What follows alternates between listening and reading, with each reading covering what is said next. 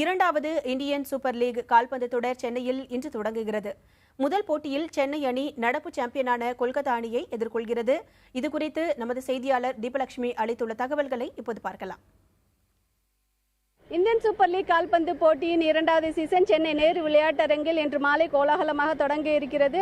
முன்னதாக கலை நிகழ்ச்சி நடைபெற இருக்கின்றன. இந்த கலை நிகழ்ச்சியில் பாலிவுட் நடிகை ஐஸ்வர்யா ராய், ஆலியா பட் நடனமாடி ரசிகர்களை மகிழ்விக்க உள்ளனர். இதனைத் தொடர்ந்து ஏஆர் ரஹ்மான் மற்றும் ட்ரம்ஸ் சிவமணியின் இசை நிகழ்ச்சியும் நடைபெற இருக்கிறது. இதனைத் தொடர்ந்து 150 பள்ளி மற்றும் கல்லூரி மாணவர்களின் டொமினோஸ் நடனம் ஒன்று அரங்கேற இருக்கிறது.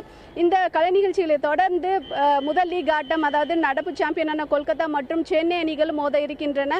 இரு அணிகளிலும் பல்வேறு மாற்றங்கள் செய்யப்பட்டுள்ளன. குறிப்பாக சென்னை அணியை பொறுத்தவரையில் கடந்த ஆண்டு கொல்கத்தா அணி சார்பாக பங்கேற்ற ஃபிக்ரு இம்முறை சென்னை அணி சார்பாக பங்கேற்கிறார். இவருடன் எலானாவும் கடந்த ஆண்டு அதிக கோல்கள் அடித்த வீரர்களில் ஒருவர். இவரும் அணிக்கு பலம் சேர்க்கிறார். சென்னை அணியை பொறுத்தவரையிலும் வலுவான நிலையில் இருக்கிறது. கொல்கத்தா அணியை பொறுத்தவரையில் புதுமுக வீரர்கள் அதிகம் பேர் இடம்பெற்றிருக்கின்றனர். இரு அணிகளும் பல்வேறு மாற்றங்கள் ஏற்பட்டுள்ளதால் இன்றைய தினத்தில் எந்த அணிக்கான வெற்றி வாய்ப்பு கிடைக்கும் என்பதை பொறுத்திருந்து பார்க்கலாம். புதிய தலைமுறைக்காக ஒளிப்பதிவாளர் சதீஷுடன் தீபலட்சுமி.